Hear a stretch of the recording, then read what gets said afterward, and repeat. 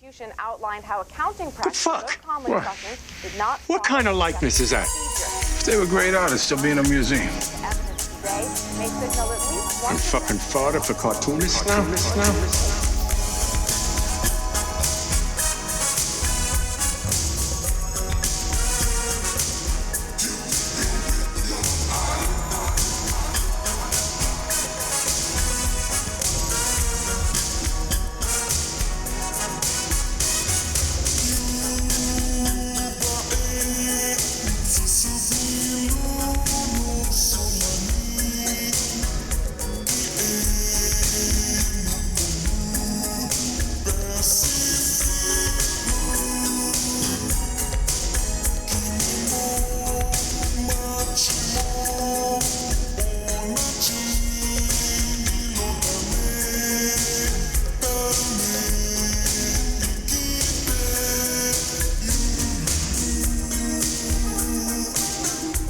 Okay, it's time for another episode of Gutter Boys. Gutter Boys is a small press comics podcast about the ins, the outs, the highs, and the lows of making comics. I'm your host, JB, not with my co-host, Cam. Cam is unfortunately struggling with some computer issues. Shout out to Apple for purposefully making their computers obsolete intentionally. Pretty great. Admittedly, a very smart business strategy if you want to just sell units constantly. But yeah, Cam will be back when he gets that stuff figured out with his computer. In the meantime, you're just going to be stuck with me talking to myself, which is a very normal thing to do. On this episode, we're joined with Delhi-based cartoonist Anand to talk about his book, Stories from Zoo, available now at Bubbles. Shout out to Brian Baines for bringing us, admittedly, one of the best comics to come out last year. So go check it out. We go into pretty good detail about the book and his process. Very interesting dude, very cool guy. Not a whole lot of news to cover on my end today. In the news of Chicago, the good folks at Bread Press and Perfectly Acceptable Press are running their first small press fair on June 15th. Applications are now open through April 1st, so if you're interested in tabling at what I'm assuming is going to be a pretty good show, I'd recommend you go in and apply as soon as you can. And if this show is as successful as I think it's going to be, I think Cake is going to have a run for their money, although I believe this show is a one-day event. So, hey, more shows are better in Chicago if you ask me. For folks that are on our Patreon, you will be getting some more updates from us, new additional content. As some of you already know, I'm working on a book, so I'll be posting some of those pencils, process pages, etc. As I work through the book, God willing. In unrelated news, shout out to Sting. His final match was, as of this recording, last night, Sunday. What is it, March 3rd? Yeah, March 3rd. Wow, even if you're not a wrestling fan, I feel like you know who Sting is. You know, what an iconic fucking guy. He was in The Police. He was in Dune with Chalamet. Pretty sick. Well, since I don't have much news to cover beyond that, and I do not like talking to myself. All right, well, since we don't have too much news beyond that, at least not until Cam gets back and feeds me with some news. We're going to go ahead and just go right into our interview. But of course, before we can do that, we have to take a quick break. Shout out to all of our sponsors. And then when we return, we'll be joined with Anand. So stay tuned. Oh, and patreon.com/gutterboys or gutterboys.top. Support us. Thank you. Bye-bye. We'll be right back. And now a few words from our sponsors, the Santos Sisters.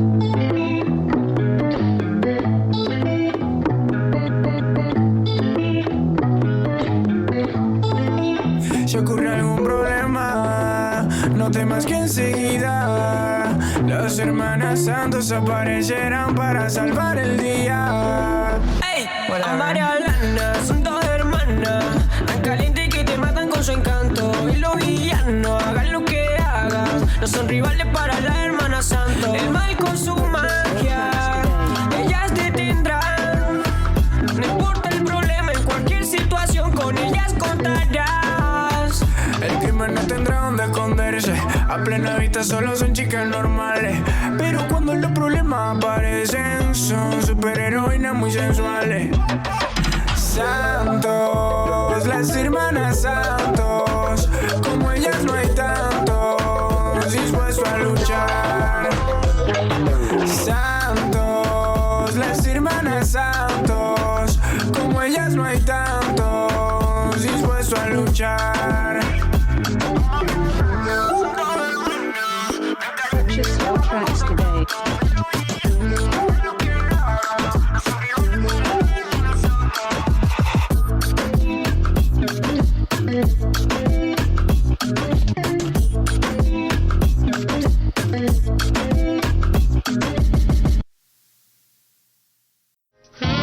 Meow. Sid the Cat magazine is out now. If you've ever been to an amazing rock and roll show and thought, I wish I could experience this moment again, but in comic form, then Sid the Cat magazine is for you. Fiercely independent show promoters Sid the Cat have joined forces with comics journalist Andrew Greenstone to bring you an ongoing publication that documents the SoCal indie rock scene. This stunning 52-page full-color magazine features comics, articles, photos, and illustrations from a rotating cast of local illustrators and writers. It's a celebration of Sid's artists and venues and supports those keeping the bleeding edge of the indie music scene alive. Our first issue covers musical artists Big Thief, Illuminati Hotties, Mike Kroll, Fucked Up, Finn Lilly, Katie Kirby, Kate LeBon, Cursive, Christian Lee Hudson, No Win, and so many more. If you are a fan of comics, indie music, zines, rock reports, or community by the way of culture, order a copy now at sidthecat.com/Sid-Zine. Again, that's sidthecat.com/Sid-Zine.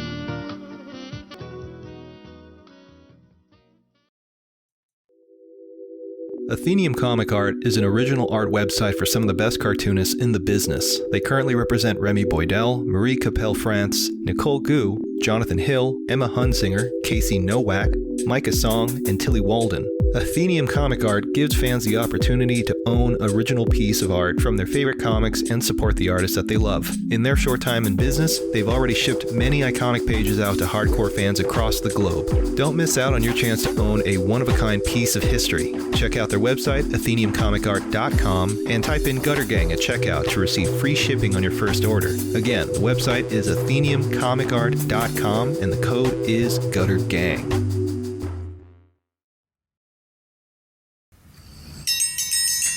Morning, Gary. Morning, Marianne. Need a menu? Nah, I'll just have the usual. You sure do love your eggs and coffee, Gary. Best way to start your morning, Marianne. Well, that and an issue of Town and County. What's that?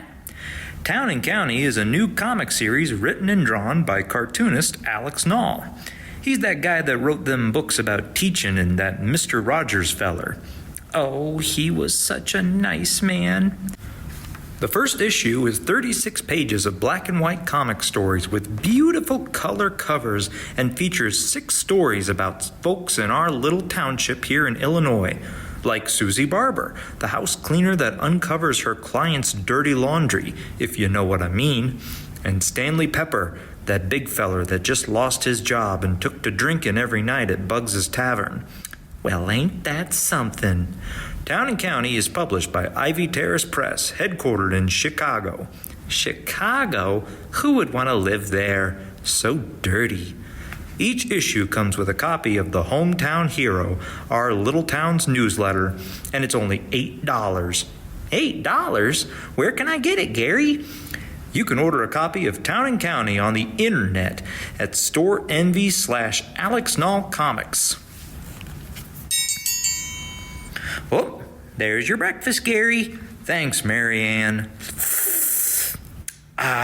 Nothing like a cup of coffee and a good comic book. Rust Belt Review is a quarterly comics lit magazine featuring serialized and short-form comics from some of the most exciting cartoonists in the small press scene today. Volume 1 features work from Gutter alums M.S. Harkness, Audra Stang, and Caleb Orecchio, along with work by Andrew Greenstone, Sean Knickerbocker, and Juan Jose Fernandez. You can order your copy of Rust Belt Review today by going to rustbeltreview.org. Enter in promo code GUTTER to receive $2 off your order. Again, that website is rustbeltreview.org, promo code GUTTER. The Last Aviatrix is a post-nuclear adventure comic by independent, Los Angeles-based cartoonist Buster Cagle. The story follows Summer, our last aviatrix, who pilots the sole surviving airplane, a nuclear-powered B-29, as she travels the ruined world finding ways to survive and help humanity while dealing with the imminent threat of the Atom-born, a rare breed of atomic wizards that want to see her out of the sky. Her mission becomes complicated when she accidentally picks up Henry, an Atom-born child who wields incredible power, and Clementine, a berserker on a quest for vengeance. Can our aviatrix survive this ruined and irradiated wasteland? Every issue can be read for free on bustercagle.com/comics. Paper copies can be ordered as well, but you can still read it for free. If you like wizards or warplanes, go check it out. Now, back to our program.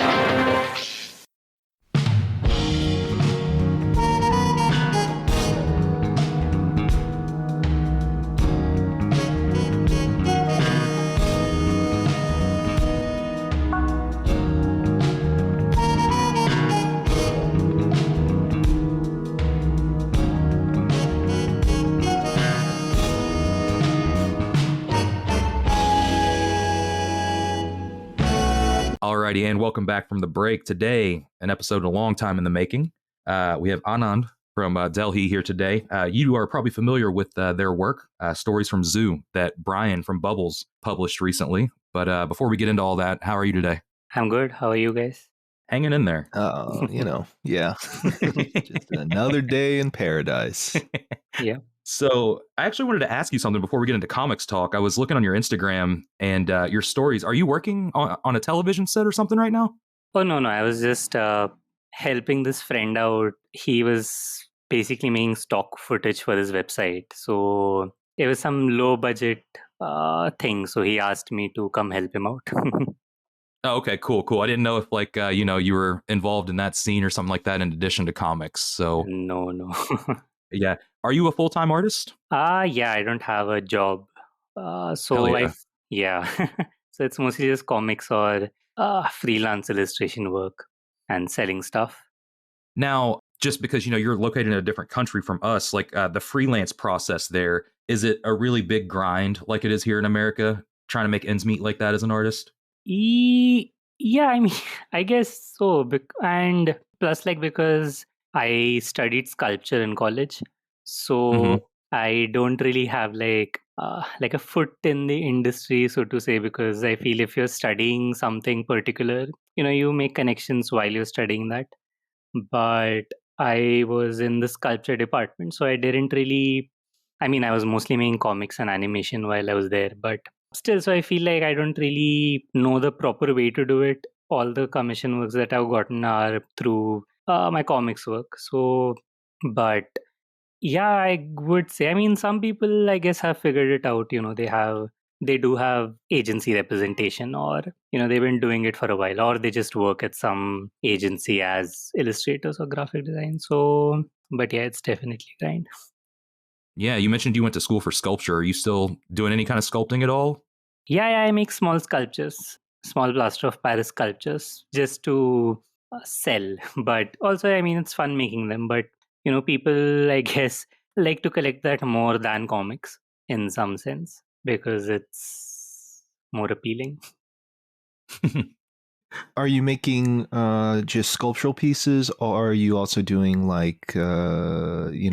pieces that have like some sort of practical application? Or oh no, that I am mostly just making sculptures to keep around. Gotcha. Okay. Yeah, so I'd be interested in how you went from sculpture to what you're doing now. Like, what was that transition like? I mean, I was in the sculpture department in the first place because, the other departments seemed a little more strict in some sense. You have to sit there all day, and, the people in painting had to be present and do specific kind of work. But here you had some sort of freedom to explore things that you wanted to. So, and I mean, of course, I was interested in comics. I was trying to make a lot of comics. And then when I was in my final year with this friend of mine, we started this comics collective, and we were publishing things which people were making in their classrooms, taking their paintings, their illustrations, and turning into small zines. And sort of just circulating it around college. And during that time, there was this, like, I would say, the only good comics festival we have, like, the only good independent comics festival we had was like coming up. So, we started tabling there. So it felt like there was an audience now for, or like a space now where I could create. So I kept developing stuff and kind of, made that transition. And plus, like, even the art world felt a little strange to me. Like, the Indian art scene didn't really gel with me. Like, just just the way it works is not really very appealing to me. Or if you don't mind, can you elaborate on that? Like how that, I don't know if it's like, similar to America, but in your, from your viewpoint, what do you like and dislike about the, the internal workings of the Indian art scene? I mean, just the fact that it's a little bureaucratic, and the fact that there's no sustainable system for, I mean, there's so many art colleges, but, there's still this like a make it or break it sort of situation where, you either make like really big bucks and you get displayed all around the world, or you just die a poor artist. So so pretty much like America then. Okay. Yeah. Yeah, and yeah. Now, I know you recently visited America, and I do want to Yep. get into that before we actually, talk more about your comics work. Just because, we did bring that up. What was your experience like here? Did you have a good time, or did you hate it? It's okay if you hated it. No, it was mostly fun. It's just that, like, when I entered America at the immigration, they sort of started grilling me because, like, this guy who was, this person who was, who asked me why I was here for. I told him it was for this comic festival, and he's like, "What sort of comic festival? And what do you do in India?" And then I told him I'm a freelancer, so I think that sort of, raised a few alarms. And then he's like, "How will you sustain yourself for 2 weeks when you're in America?"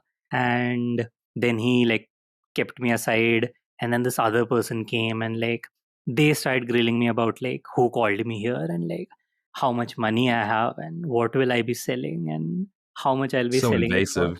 it for. Yeah, and then there was this last guy who came who was like, "I'll ask you some simple questions, sir. Just answer me truthfully. If I think you're lying, you'll be barred from entering the United States ever again. my You'll God. be criminally charged." And then he's like, "If I go through your phone, will I find pornography in your phone? Will I find child pornography?" And like all these sorts of questions. And then ultimately he was like, "Did somebody offer you a job here? Will you like settle down here?"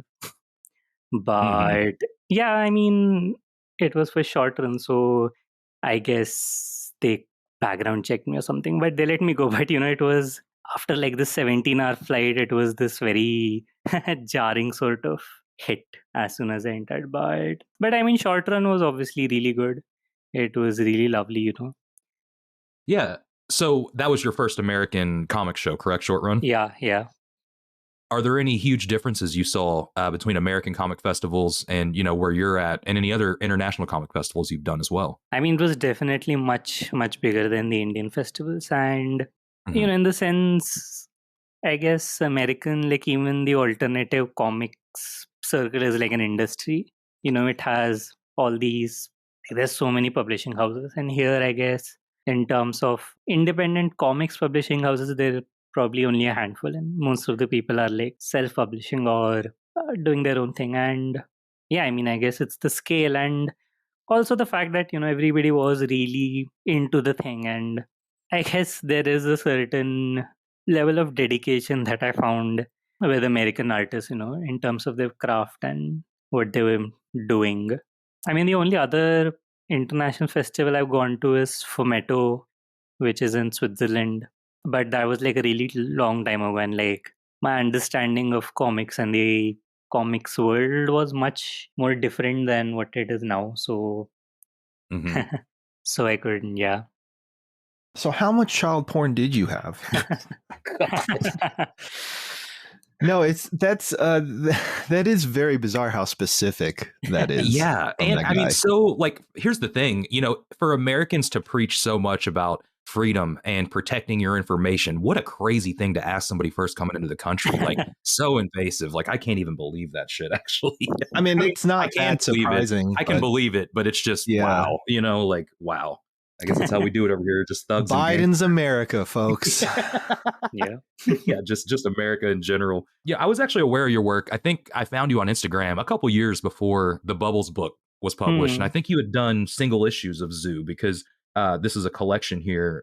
How did you link up with Brian? Was it just through online? And secondary to that, how did the formation of, publishing the book come to fruition? Because Brian before had never actually published anything current. It was always, old manga stuff or like, Holmberg's posts. So yeah, if you can kind of lead us through that there. Yeah, I mean, with Brian, like when I put out the first book, I wanted to sort of send it to people, whose work I liked, or just generally put out the word. But like I always felt like I should send him, but he himself, one day I randomly get a mail from him because he had found out about it through somebody else's post. So, so he hit me up saying that send me a copy if I'd like to buy a copy. And then he had been quite supportive of it.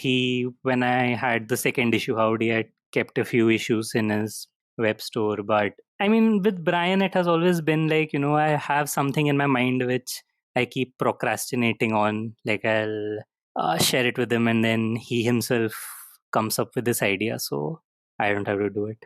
Even with the book, like we wanted to do it in 21, but it just didn't happen. And then I thought it would be more interesting to do it like after the third one came out. And then like the collection basically happened because Kelly one day, when she invited me for a short run, I mentioned it to Brian that, this is happening. And then we felt that it would be good to sort of do the collection more seriously and, put it together so that we can put it out in short run. But I guess it was timed very well and, it came out I'm quite satisfied with how it came out. Hell yeah. You mentioned you were publishing stuff yourself. And then is this your first book that was published by someone else? Or are you published over in India by another publisher as well? No. In India, not really, I guess. I mean, there are not as many publishers here. I would say like Penguin does a bunch of comic stuff, but I don't really enjoy a lot of it. And what kind of stuff are they publishing over there, if you don't mind me asking? I'm assuming it's a lot of translations or it's a lot of local stuff? No, there is a bunch of local stuff. Like, okay, yeah, cool. There are a bunch of people who, I mean, I guess the language wouldn't, I mean, I just found it very academic and very like, in some sense, very dense and very like, I just find the stuff from other places more interesting. Sure. I mean, there are, of course, like once in a while there would be something interesting or nice, but I wouldn't recommend a lot of it.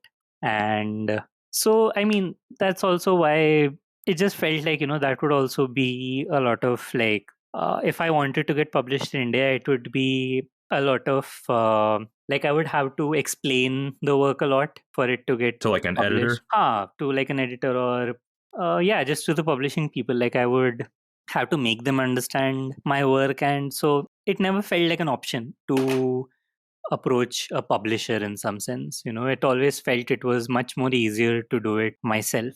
And even like as I said, there was that publishing collective, so we used to do things, like go around local shops and like local Xerox places and printing places. So that sort of demystified that whole printing thing, where I just didn't see it as an issue that, of course I can publish it. Like, I can put it in a bunch of stores. I can sell it online. So, but in terms of publishing, there is this group in, I guess now they're in Portugal, but earlier they were somewhere in Germany, but Magma Bruta, if you've heard of them. Now, you did mention like getting it into shops. Are they specialty comic shops or is it just general bookstores that carry comics over there? Mostly general bookstores. There aren't really any comic shops in India. There is one, but like it only sells rare like Marvel DC editions and nothing else. Gotcha. I know we touched on this a little bit already, but could you describe sort of the I guess, the differences in terms of how prevalent comics are in India compared to what you saw here in the US, and sort of its place or its position in their respective cultures? I mean, I guess now it's much lesser, like, that I see comics. I mean, when I was growing up, there used to be a lot of like magazine stands, which would carry a lot of like, dailies and more published like comic digests. But I mean, of course, there is like a niche community which reads graphic novels. They don't call them comics here because Well, is that real quick, not to interrupt your train of thought, but is that because they're published in collected editions versus like what we Americans call floppies, like a single issue? yeah, Is that that what? also. And Okay, gotcha. I guess generally, it sounds more serious saying Sure. that, Yeah, you yeah. read graphic novels rather than reading comics. But yeah, of course, like I felt it was more, I mean, just the fact that, you have like Silver Sprocket or, all these crazy comic book shops in the US. But of course, like here with like design colleges and like these colleges which sort of have a certain comics, like I wouldn't say specialized in comics, but like comics will be in some sense a part of the curriculum. So students from there will be interested in things like that. But like I wouldn't say someone who isn't in the arts would necessarily read a comic on a daily basis, or will be aware of like this part of the world. It would mostly be people who are involved in the arts in some like, some sense, who will be a part of it. So I guess that's a major difference. Yeah. Are there newspaper comics? You mentioned like, like dailies being on the newsstand. Are there still like, published comics daily over there? Mostly, I mean, not a lot of Indian made stuff, it's a lot of Garfield and Archie's and Oh, things okay. like that. I mean, there was a lot of, I guess there are a lot of political, like, political cartooning, like one panel stuff, which is quite big till now, as opposed to something, funny or lighthearted. I guess that has a bigger culture than, sequential narrative based comics. But yeah, that is mostly what comprises of newspaper comics. Now, do you all have like legendary, Indian cartoonists that, may not be known over here in America? Kind of like, like you mentioned Garfield. So there is like a Jim Davis here, or a Bill Hmm. Watterson, or a Charles Schultz. Are there any like, huge artists that transcended, comics and made it into that celebrity sphere over there that, our audience might not be aware of? Yeah, of course. There are like, I mean, there are certain like, what do you call it, characters which are really iconic. And for Hmm. example, there's this publishing house called Raj Comics. So it was like this really huge publishing house which had like an entire, what do you call it, kind of like, Marvel having different characters. There were these really iconic characters, built out of Indian sensibilities. And like there's this character called Doga, which is like a half dog, half human. And Hell yeah. there's this character called Nagaraj, and he basically like king of snakes, and he shoots out like snakes instead of, like Spider-Man shoots webs. He shoots snakes and That does a bunch of rocks. shit. And yeah, it was like, it was a really colorful lineup, and it was apparently translated to, a lot of different languages, around India. And these these library lending libraries were really big. So, you could borrow a book for a week and, give it back. So I guess those have also reduced now, and, that culture of reading comics has gone down. But at one point it was huge. And I guess they've tried to sort of, rebrand themselves and make new age cutting edge stuff, but it just doesn't work in the same way. And I mean, even in terms of their art and like, the way they were colored or written, I guess the contemporary version doesn't emulate it good enough. And I mean, there was that. And then there were a lot of like, mostly like action detective stuff. But like there's this guy called Abid Surti, who is kind of like this, comics legend. He was a writer for a lot of these comics, and he used to have a comic strip called Daboji, which was quite popular. It was like a Gujarati comic strip and then translated to several languages. But he was like one of the like a very early comics writer who, did a lot of progressive things. And then I mean, he did a lot of crazy things. He lived in Bombay, and he's like a lot of water gets wasted because people have broken taps. So he would go to house, he would like visit every house and like fix their taps for free. So Oh, hell yeah. yeah, things like that, so I guess that's the thing I feel about like Indian comics and its history. It's very scattered. There is not one sort of stream you can find to sort of navigate it.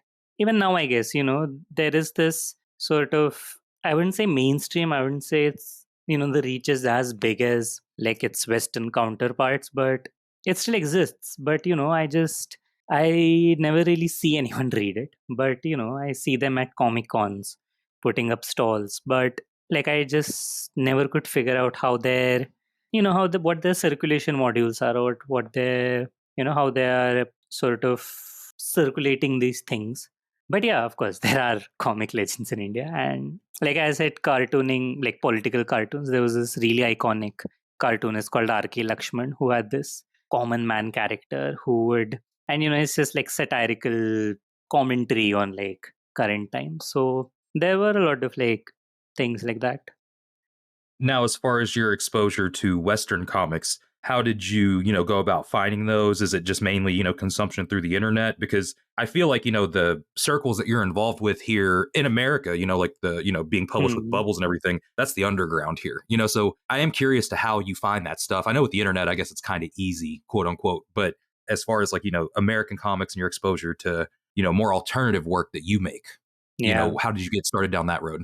I mean, like bookstores do carry comics here, and then like around 2008, I remember picking up Persepolis by Marjan Satrapi, and that I guess would be like my first alternative comic in some sense, because I guess like the comics that I had exposure to before that was things like Archie's or the mainstream stuff, or like even the kind of comics that were made in India, which were either like action things or things for kids, didactic stuff, or just stuff. But with like Persepolis, it was like, oh, it's like this story about this person, and it's so personal and so universal at the same time. And through that, and also like I remember Osamu Tezuka's were coming here, and reading that, and I guess that sort of opened up like a sort of this thing to find out other cartoonists. Then I discovered like Art Spiegelman or Daniel Klaus and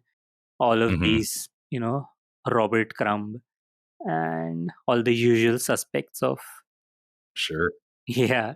But I guess it took me a long time to sort of like understand what that whole world was about, like, of what I could do with this medium and do with comics or like, these narratives. And because, like you said, the internet of course is there, but I guess it helps more when you have that sort of that tactility, going to a comic book shop and seeing in real time how what people are doing and like how that sort of trajectory is going, of Yeah.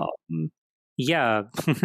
So I guess that wasn't there, so I was a little lost. But like around 2020, I guess it was much more like I got a much better idea about like what this medium could do. I found out like about Adrian Tomine and like his work and how he was sort of serializing Optic Nerve, and like that's when I sort of got the idea of I could do a one person anthology and all the things I could do with it. Like I could serialize stories if I want to do a longer story, which I cannot, like I don't have to necessarily like sit for 2 years and work on like one big story. I can do it in interval of months and sort of like build characters, build worlds. And yeah, and then like as like my exposure to internet grew, like during the pandemic, Alex was serializing dog biscuits, and that was so interesting. Like that was so gripping, and like I felt like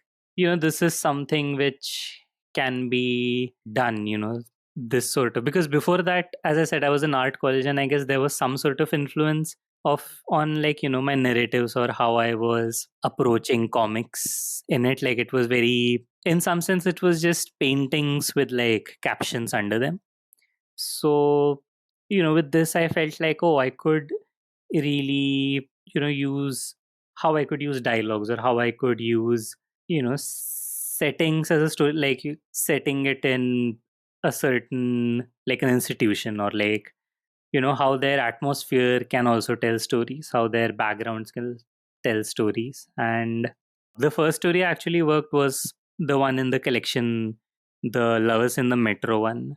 Like, it was much before I had the idea for Zoo, and I was working with this communist youth group for a while, and they were doing like this sort of thing for Valentine's Day, where, because a lot of shit was going down in India at that time, there was this whole like law which was passed, which was very regressive and draconian, and like people were doing a lot of protests at that time for it. So they wanted to do this sort of love in the time of revolution sort of a thing, and they were doing plays and like reciting poetry by a lot of progressive writers. So I thought like it could be something which, is based in everyday life, and it was just these two people who meet in the metro, and the like one person has the complaint that they always meet in the metro, they never meet outside, and it's about like being caught up in life and all of that. So I guess writing that story was quite fun for me. It was like all these dialogues came to me, and it was really fun, how I could use like people eavesdropping in the metro as a way to move the story ahead. So I guess that process really intrigued me, and that was fun. And I tried to develop that, and then like the idea of Zoo came and kept on going. So I know you mentioned a couple of influences. Were there any particular that kind of gave you some sort of idea in terms of how you were going to approach making your comics and how you tackle that? Yeah, like I mean, as I mentioned, like Adrian Tomina's work at that time was, quite interesting to me, because he was also telling like these very everyday life stories, and there was this element of, like suspense, or like this feeling of something supernatural is happening, or like something strange is happening, but it's just people living their lives. And I discovered Michael DeForge at that time, and then like just the way he told his stories, and I guess I just wanted to, in some sense also be entertaining with my storylines, and not just because, like I said, the other people who are making comics in India, I felt like they wanted to sort of prove it's not just a medium for children, it's a serious medium. So they try to make it kind of force that seriousness, where in some sense it was very grim. It always had this grim tonal tone to it. So I wanted to be a little more accessible, but also like somehow wriggle like my political sensibilities into it, or sort of have these subtexts to it, I guess. But yeah, in terms of influences, I guess it also like changes with time when I look at other people's work and just see what they are working with stuff, if that answers your question. Yeah. So when you start working on your comic, could you kind of go to a play-by-play in terms of how you lay that stuff out? Like, do you start with a script and then go into thumbs, or are you going straight into pencils? Or are you going, like what's your process like for that? No, I do make storyboards. I don't usually make a script, but sometimes if there are like interactions between people, conversations, I'll write the dialogues down and see how I can sort of do the beats to it. But yeah, mostly I start off with storyboards, and then try to like develop the characters as I like the character design and stuff as I go with it. And then yeah, then I go through with the pencils and then the inking. But no, nowadays I'm drawing at A3. So Okay, A3, yeah. yeah, the first one I was doing like a normal A4 size page, but then I started looking at like Ghost World and stuff, and how each panel has so many things going on, and realized that Klaus drew huge, so I should also draw huge. But Yeah, he draws so massive if you see those yeah, pages in real life. Yeah, it's crazy. yeah. So you said that you don't usually write a script. You tend to just go right into thumbnails. Yeah, I mean, of course, if it's like a narrative based story, where there's a narration going on and just images, I will write down whatever it's written, but it won't be like a film script, for example. Enter this person, exit that person, or like I wouldn't really describe things, by words. I would prefer to do it. I don't know if anybody else does it in comics, but to describe Yeah, things. that's pretty common. I feel Okay. like it's the process of having a script first and then actually drawing it out. I feel you see that predominantly in sort of the mainstream comics, especially superhero comics. Yeah. You see some of that in alternative comics, but not as much. And like for me personally, I don't like writing a script. Yeah, I me like either. going straight into pencils. Oh. I don't know. Sometimes I don't even mess with thumbs, which is probably to my own detriment. But yeah, it's interesting to hear that you like to figure out the story itself on the page rather than having the story laid out formally in a script.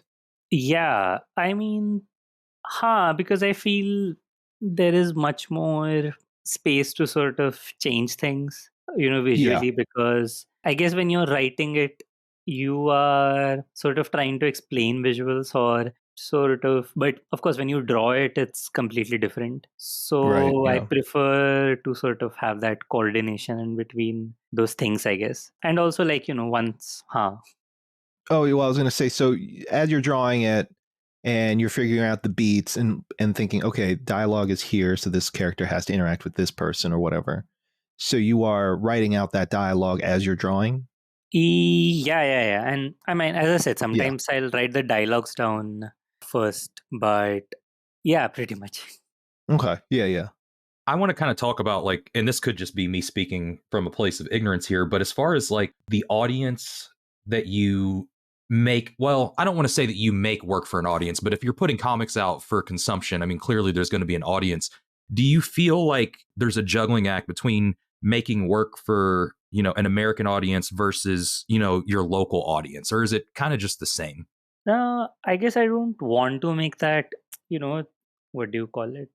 Distinction. Hmm.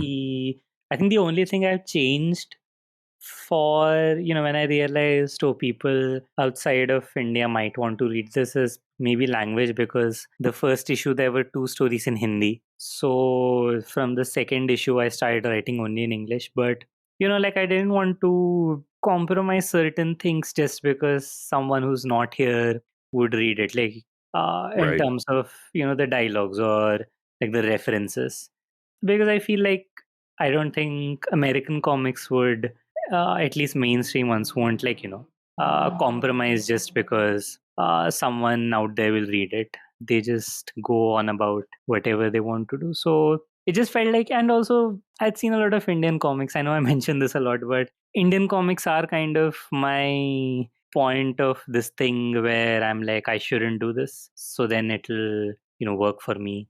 But a lot of Hmm. Indian comics sort of, I guess, forcefully put that kind of like an American slang, or like say in the way they draw environment or like they draw backgrounds. So I kind of didn't want to do that. I kind of wanted to sort of make my own, what do you call it, like a visual language, or even the Right. way Right. my characters speak.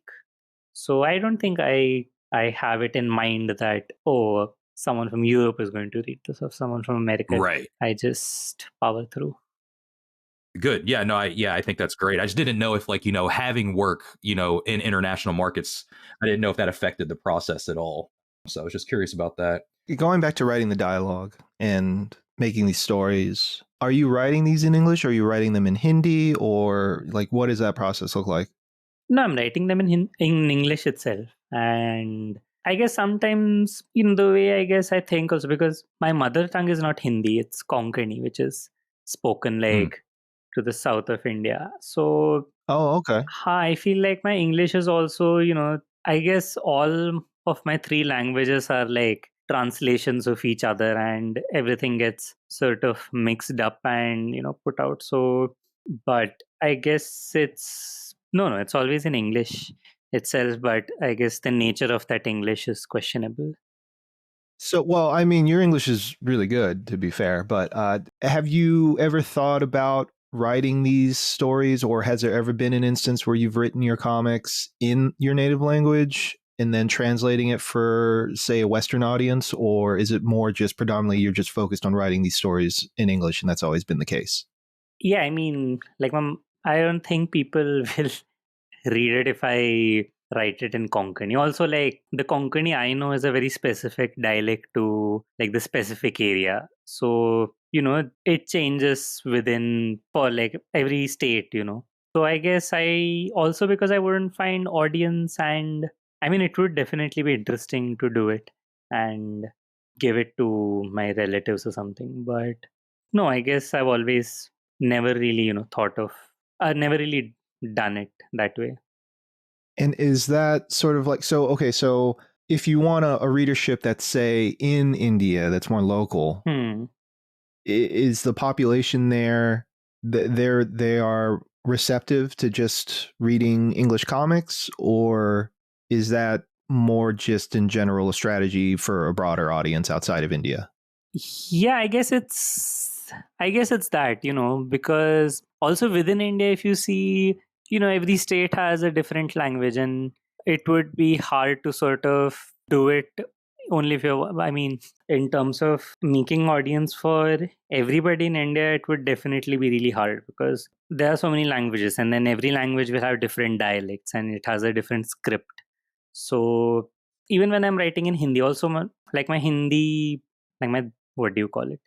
Devanagari, the script, I am terrible with it. Like, it has very specific spellings and very minute things can ruin the spelling. And I just wrote it in like English in Hindi.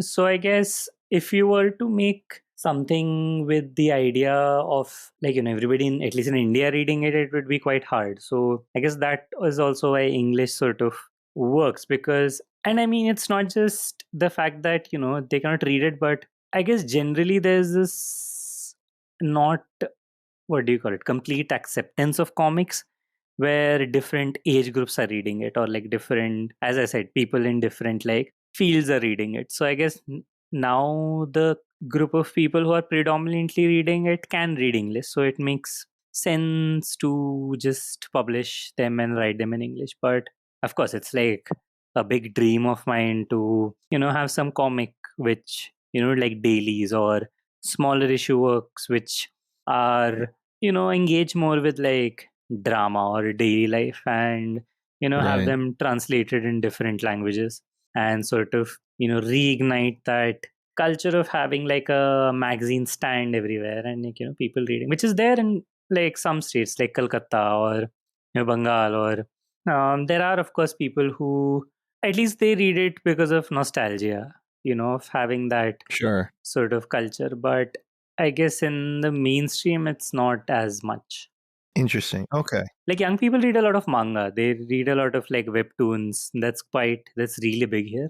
But like so I guess a lot of people try to make like manga like things as well, so which is another discourse, I guess. Yeah, and so when people in India, well, in particular in southern India, when they're reading manga, are those translated from Japanese to English or Japanese to Hindi, or like how does that, in terms of what you're seeing I and guess in what's available? English, I don't think, at least in terms of, I mean, it's in if like anime is translated into Hindi and Tamil and like a lot of these languages, but in terms of like reading manga, because there's actually this guy who had come, I think Yukichi, shit, I'm forgetting his name, but like there's this manga artist who had come to India in like somewhere in the 2000s, and he wanted to translate manga and publish it in India, and it was like a total disaster, and he had never been outside of Japan, and like everybody scammed him at every point, and then he Oh did shit. he did print a bunch of copies, translating this very popular like samurai manga, but couldn't sell it, but he made like a manga out of his experience, and it's called Stupid Guy Goes to India, and it's really entertaining. It's just him getting scammed left and right. Yeah, and it's because it's like this proper cultural shock for him. Sure. and he has all these like health problems. He doesn't understand a word, but he still like survived here for almost a year or something. And Wow. it's a really it's quite a wonderful book. Yeah, I'll have to check that out. That sounds pretty good. Yeah, actually, I have an interest in reading that. We do have some listener questions for you, but before we get into those, I do want to talk about the question that most cartoonists hate. What's next? what are you working on now, and what's next? What's in the pipeline for you in the distant and not so distant future? I'm working on Zoo 4. I mean, it's mostly like a compilation of things that I'd done for other people, and like now I can print it, like self-publish it. So there's this 32-page comic I'd made for this. They're like this publishing duo called Magma Bruta, based out of Portugal, I think. And I had done this in 2021, and they are still doing this project where once in 3-4 months they publish like a Rezo comic from people like from cartoonists around the world. So they had published this comic called Intruder by me, and so that will be there. And then like this 2-pager I'd done for Bubbles again in 2022 or something. And so I'm trying to put it out because there's this comic fest next month in Delhi. So I want to sort of like put it out there. Apart from that, like I guess mostly this, I want this year to be like the year where I seriously earn some money and get them bucks. But so I've been taking Hell up a yeah. lot of taking a lot of commissions and doing every random thing which comes to me. Like some friends of mine in a band, I made some animation for them last month. So like trying to see what all I can do. But yeah, that's mostly it. Right on. Do you know when do you have a timeline on when the 4th issue of Zoo should be out? Yeah, it should be out by March 17th. That's when the Comic Fest is. So Okay. yeah. Now, as far as like fulfilling that, are you going to just use like distribution, like send some to America to certain shops, or are you actually going to fulfill all international orders yourself? This time I was thinking, because now that I have clout thanks to my Bubbles book, I can Yes. I can share. I can like send it to certain bookshops, and but yeah, of course, like I don't mind. I used to enjoy going to the post office, but not anymore. It's become Right. And especially if you're like sending it to anywhere abroad, you have to like give them like a photocopy of your identity card and like this identity card that we have, and then they'll like write down everything, and then there'll be this huge line behind you. So it's a bit of a headache. So yeah, it would be nice to send it to a bunch of shops, and I'll be doing that hopefully. Right on. Well, yeah, I'm sure that everybody will be locked in and getting that 4th issue. I will for sure. In terms of like international distribution, have you thought about doing something similar to what you did with Bubbles in terms of just like finding someone who is like local to those specific areas that you're wanting to have the book be available? So like, Europe or the US or Asia, if you wanted to have like a specific distributor in each location that would be able to print that stuff on site and distribute it that way rather than having to fulfill it from where you're at? Like I've thought about it, but I'm just really lazy, and Yes. I have like, I mean, I just don't like approaching people for sometimes there's no reason at all. I'll just keep thinking about it. So I guess Sure. that's like, as I said, that's why like the whole thing with me and Brian worked, because it would always be like he would say it already before me initiating it. So that worked out for me. But I mean, yeah, but this year I want to be a little proactive maybe. But it would be, of course, definitely it would be interesting to maybe have like translations or put work out. But like early on in my quote unquote artist career, I realized this, a lot of people depend on, or like, look out for grants and residencies to do their work. And it just felt like that was a totally different game, because for that you need to have a certain language for them to accept you, and like have a certain way of working. And I realized, either you can just keep on, keep your head down and keep on working and figure your shit out, or you can, keep approaching people and institutions and organizations. So I guess, that route has sort of made me lazy. So I would rather keep on working and, wait for people to sort of slide through. But I'm terrible at, what's that word people use? Networking? Networking, yeah. Yeah, yeah. I'm horrible.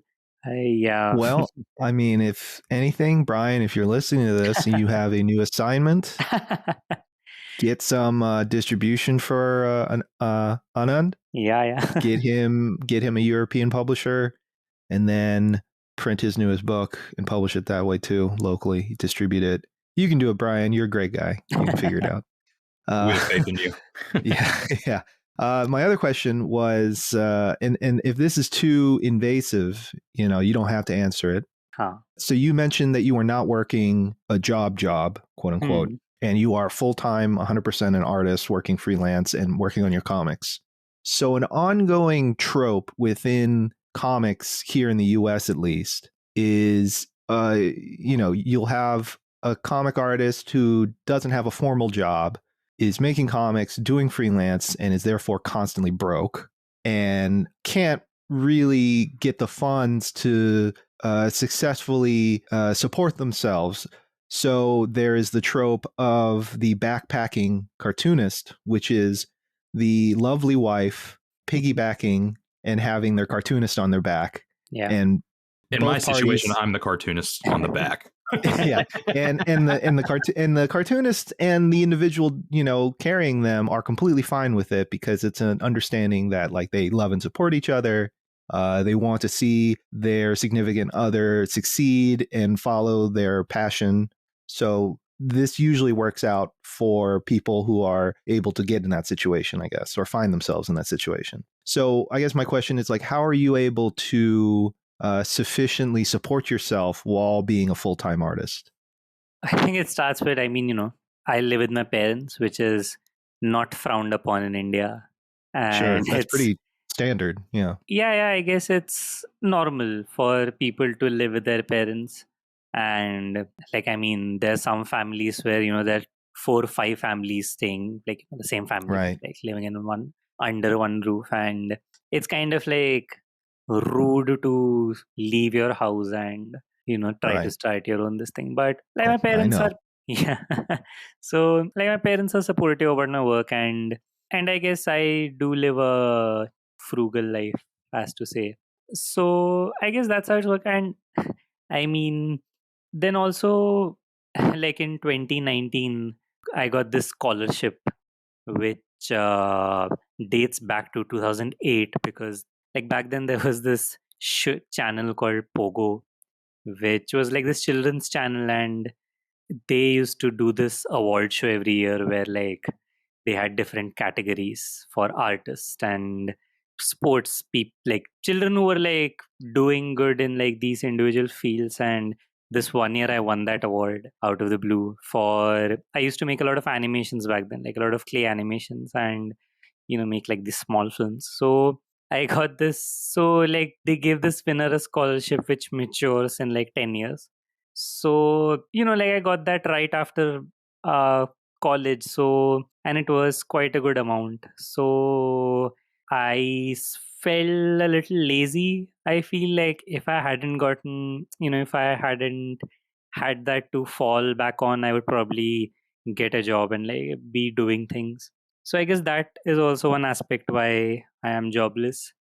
So these are all it just kind of adds up and allows you to, live life as an artist, which is amazing. Yeah, that's kind of, I guess, the grind here. If you're an artist, if you're not super successful and you don't have, infinite wealth from being very successful, it's kind of just you have to have so many pots going at the same time, Yeah, and so, I guess as opposed to America, here, everything is not out to get you in some sense, because there I feel it's just you can go from being employed and having a house to being homeless without a penny, within the matter of days. But I guess you have a sort of like the sort of support system here where,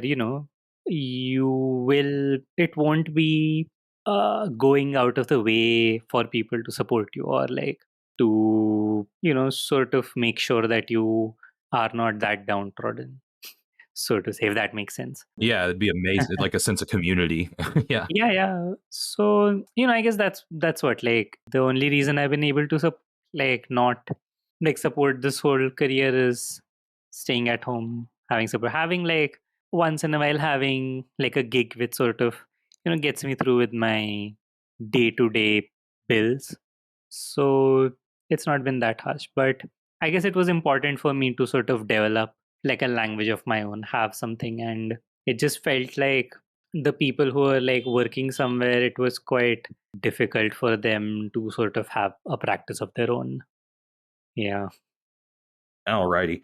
So it's that time of the show where we get into our listener questions. And as Yeah. always, if you want to participate with the show, feel free to follow us on social media at Gutter Boys Pod or Mort Crimp Jr. or Cam Del Rosario. We put up little questionnaires. But first off, let's kick this off here. It looks like we had a question from listener Bennett Poe. Are there any street artists that inspire you? Does this medium influence your work at all? Street art, like graffiti and stuff. Yeah, murals, graffiti. I mean, there was a time where I was really into graffiti and murals, but yeah, I guess there was this one time I was really obsessed. There's this group called BLU, who make like really intricate animations on the street using like murals. Like they keep painting over and over and over again. So, and a lot of interesting. But yeah, it is definitely an interesting medium. I don't see a lot of it now in India, but like there was a time where there were quite a few groups doing it and doing interesting things. But yeah, I guess, yeah, they do inspire. Hell yeah. Next question is from Nicholas Forker. Shout out to Nicholas. He asks, what is your favorite cover you've ever drawn? I'm starting to think that there's like a pattern here. Yeah, he's doing the Nate thing, which we'll get to shortly, but yeah. Okay. I guess Zoo 3, because I just like the physical version, like the actual version of it, like even apart from the print. It's a nice painting. It would be nice to put it up somewhere. So yeah, I guess Zoo 3. Hell yeah. Yeah. Alrighty, so next question came from supporter of the show, and go pick up the new issue of Clusterfucks Comics. Cameron Hathaway wrote in, it was exciting to see Brian interview at Fantagraphics. What were some of your favorite experiences at Short Run, and did you have an opportunity to see other bits of Seattle as well? We kind of talked about this, but is there anything you want to talk about in addition to what you already said about Short Run? And then the second part of that, did you see anything else while you were here in the States that you enjoyed? Yeah, Seattle was, Short Run was lovely, as I said. Seattle, I'm a terrible like solo traveler. So like the first 2 days I was just roaming around, but I feel like when I go around alone, I feel disappointed in whatever I see, but hell yeah. Yeah, like there was this really, the day Brian came, it was damn fun. We went down to the art museum there. There was a Hokuzai. I'm not familiar, but yeah. So there was this great like show going on. Then we went to the legendary Fantagraphics office and saw like all of that. But that was Did you fun. go to Starbucks? That's a Seattle staple, I hear.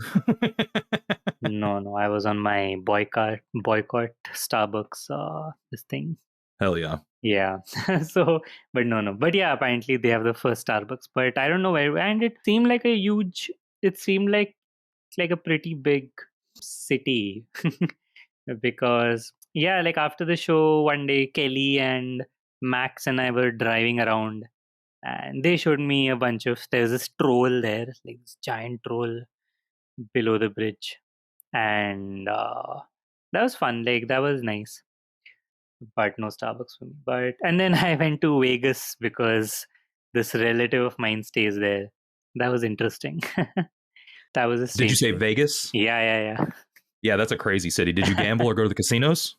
I did go to the casino, but I didn't gamble because it's basically like my grandfather's brother. So I didn't want to see what I mean. He did work at a casino for quite a few years, but I don't know. And I guess I was on my cheap, let's not waste any money phase, because Sure. What will I do doing like one round? If you want to gamble, you should. You got to lock in and lose Yeah, all your money or become a millionaire. Yeah, or like exactly. So, but it was crazy. Like there's that sports room where like every single sport is playing, and it's quite surreal because it's like outside of that whole strip. It's just nothing. It's like a desert, literally, and Yeah. it's just like these suburbs and barren land, and it's, I guess, a little sad. Like I would want to actually live there.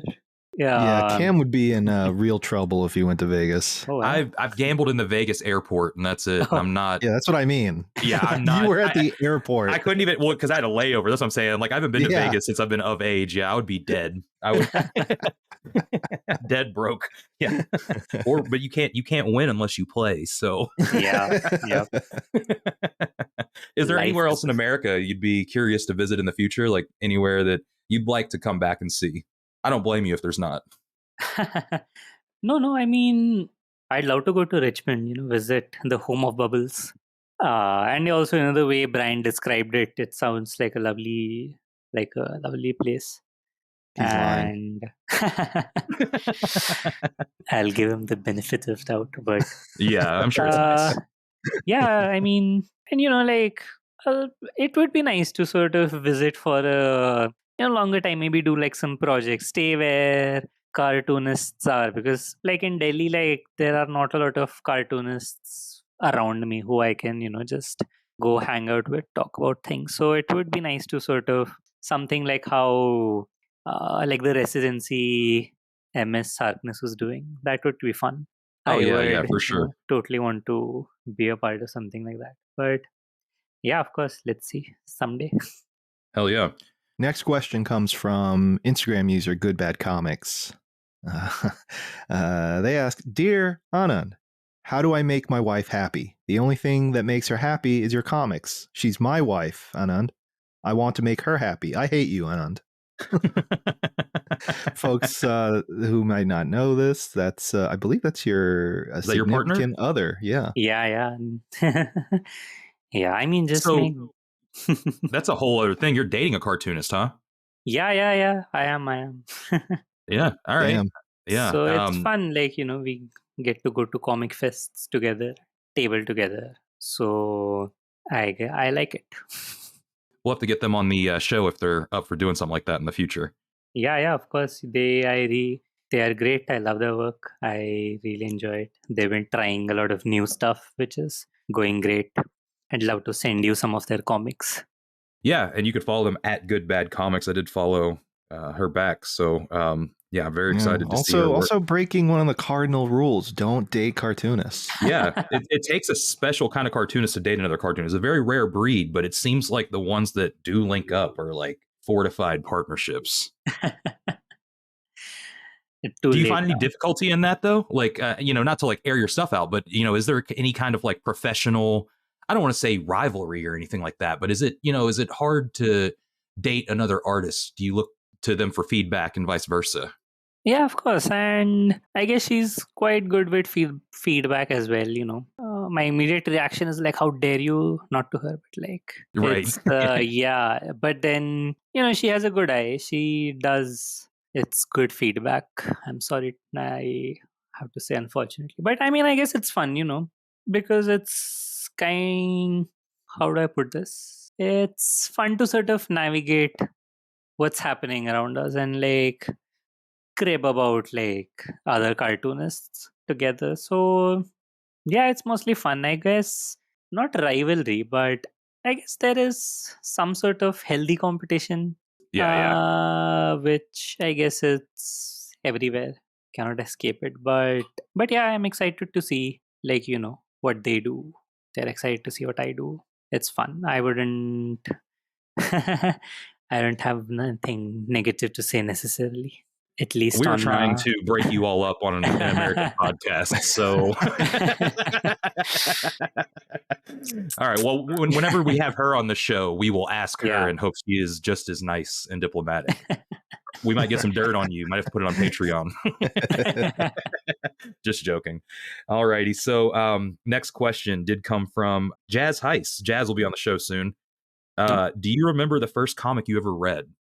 Not like the particular issue, but it has to be this comic called Tinkle, which was like this, like a magazine, like a comics magazine, which would come. But oh yeah, before also that there was this even more, like it's this thing called Magic Pot, which is like I guess it's like an early, for kids to sort of learn how to read or make shapes. But there used to be this really nice comic in it called Mayavi and Luttapi, and it's like this, like a good devil and like a bad devil, and they would like, Luttapi would always try to mess things up, and then Mayavi would come and fix it. So I guess that could possibly be like the first comic I read.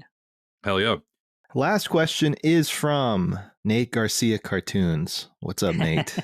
He asks, what did you have for breakfast? Be honest. I had upma. It's like semolina cooked with. Do you guys know what that is? Yeah, semolina is like the bread crumb, right? It's. I think it's something that's got to do with wheat. It's like a wheat residue in some sense, or I something know that I worked at a pizza place and we had to put it on the boards because it made the pizza slide out of the ovens better. As stupid as that sounds, but yeah, that's my exposure to that. Sorry, go ahead. What did you have for breakfast though?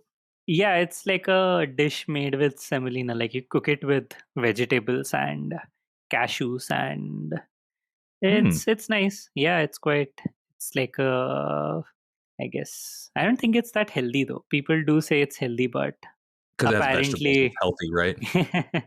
Yeah, and I mean it's like a common, what do you call it? Like a common breakfast snack item. Oh, okay. Yeah, but I mean I heard somewhere that it was basically like a British tactic to sort of introduce it as a healthy alternative, because like during World War II they were sending all the rice rations to, not World War II, I think World War One or something like that.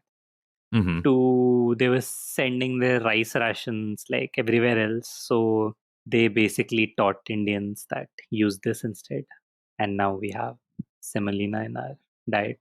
That's interesting. It's kind of like, I guess, like in Vietnam, they do a lot of, like the banh mi is, because that's French. They ship a lot of bread there. So I kind of nerd out about like the way different food items make their way to different cultures. So I think that's very interesting personally. Yeah. Spam in Hawaii. Yeah, spam. Yep. Oh, yeah. All right. So I guess before we get out of here, it was a pleasure talking to you today. Where can people find you online, buy your stuff, get all your stuff in? I guess mostly my Instagram, Anand.mp3, and I'm hopefully trying to get like a Substack started, but let's see. Do you have a preference as to why Substack over Patreon? I don't know. I guess it just seemed better, or I don't know. I haven't explored any. Like my partner works with, like, she has her stuff up on Patreon. I guess she didn't find it. Like, I mean, she finds it okay, I guess, but I never thought of it. But she suggested it. She is like, you should get a Substack. And also Alex, I know, runs Substack. So it felt like an interesting medium to, even to sort of have like say, be more regular with my comics, I could start something which I can like work on for a long time and, possibly have people pay me to do it, or like, have like this small thing for it. Definitely. Yeah, I there was like, we just use Patreon, so I didn't know if like you like that better, just kind of gauging that there. But awesome. All right, well, that's going to do it for this episode of Gutter Boys. Thanks so much, Anand, for coming on. Good talking to you. Yeah, thank you so much. Looking forward to the next comic that you put out. Time's ticking. You better fucking hurry. Exactly. You know the drill. Stay gutter.